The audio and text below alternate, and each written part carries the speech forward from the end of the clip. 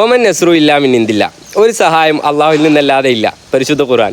വഹാബി അറിയുന്നു അങ്ങനെയല്ല, ഭൗതികം വേറെ അഭൗതികം വേറെ. യഥാർത്ഥത്തിൽ ഇതല്ലേ പിഴച്ച വിശ്വാസം?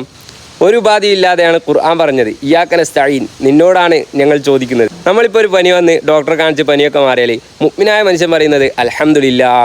ആ അലിഫ്ലാം അവിടെ ഇസ്തിഗ്റാഖിൻ്റെ അലിഫ്ലാമാണ്. സർവ്വസ്തുതിയും അള്ളാഹുവിനിക്കാണ്.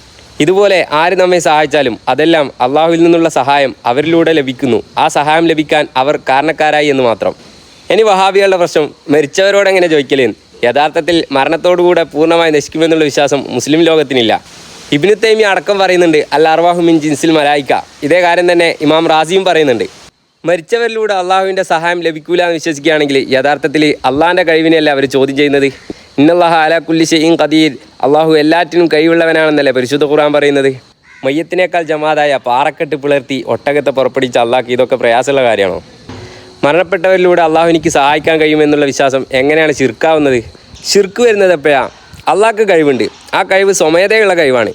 എന്നാൽ മുഹിദ്ദീൻ ഷെയ്ഖിന് കഴിവുണ്ട്, പക്ഷേ ആ കഴിവ് അള്ളാഹ് കൊടുക്കുന്ന കഴിവാണ്. മുഹിദ്ദീൻ ഷെയ്ഖിൻ്റെ കഴിവ് സ്വമേധയുള്ള കഴിവാണെന്ന് വിശ്വസിക്കുമ്പോഴാണ് ശിർക്ക് വരുന്നത്. ഒരു ഉദാഹരണം പറയുകയാണെങ്കിൽ ഖുർആനിൽ തന്നെ അള്ളാഹുവിനെക്കുറിച്ചും മുത്തുനബി തങ്ങളെക്കുറിച്ചും റഹീം എന്ന് പറയുന്നുണ്ട്. രണ്ടും രണ്ടാണ്. അള്ളാഹുവിനെക്കുറിച്ച് റഹീം എന്ന് പറയുമ്പോൾ സ്വമേധയാ അള്ളാഹു കൃപ ചെയ്യുന്നവനാണ്. ഇതൊക്കെ പറഞ്ഞു കൊടുത്താലും വഹാബികളെ സംശയം തീരൂല. ഉദൂനി അസ്തജിബ് ലക്കും, നിങ്ങൾ എന്നോട് ചോദിച്ചോളി, ഞാൻ ഉത്തരം ചെയ്യാന്നല്ലേ ഖുർആൻ പറഞ്ഞ്. പിന്നെ എന്തിനാണ് നിങ്ങൾ മഹാന്മാരോട് ചോദിക്കുന്നത്? ഖുർആൻ അങ്ങനെ പറഞ്ഞിട്ടുണ്ട്, പക്ഷേ മഹാന്മാരുള്ള സഹായത്തേട്ടം പറ്റൂല എന്ന് എവിടുന്ന് കിട്ടിയേ? ഞാൻ നിങ്ങളെ വെല്ലുവിളിക്കുകയാണ്. മഹാന്മാരുള്ള സഹായത്തേട്ടം പറ്റൂല എന്ന് തെളിയിക്കാൻ ഒരായത്തെങ്കിലും നിങ്ങൾക്ക് കാണിച്ചു തരാൻ പറ്റുമോ?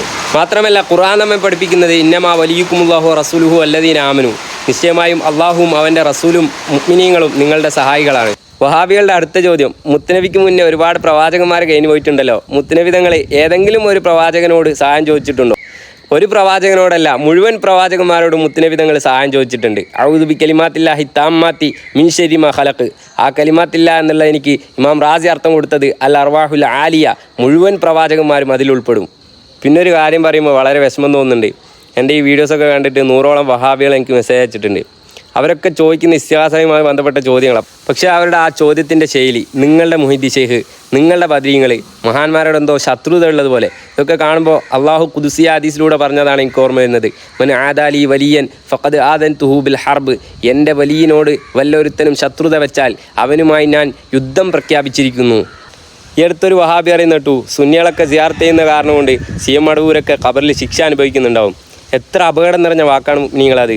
ഹബീബായ മുത്തുനബി തങ്ങളെക്കുറിച്ച് കൂടിയല്ല അത് പറഞ്ഞത്. ഇതൊക്കെ കേട്ടെടുക്കുമ്പോൾ നമുക്കും കൂടിയല്ല അതിൻ്റെ കുറ്റം കിട്ടണേ. ഗീബത്ത് പറയുന്നതും കേൾക്കുന്നതും തെറ്റാണ്. അത് മഹാന്മാരെക്കുറിച്ചാകുമ്പോൾ വൻദോഷത്തിൽ ഉൾപ്പെടും. ഇതുകൊണ്ടാണ് അഹ്ലുസുന്നത്ത് അവരുടെ വീഡിയോസോ ഓഡിയോസോ ഒന്നും കേൾക്കാൻ പാടില്ല എന്ന് പറയാനുള്ള കാരണം.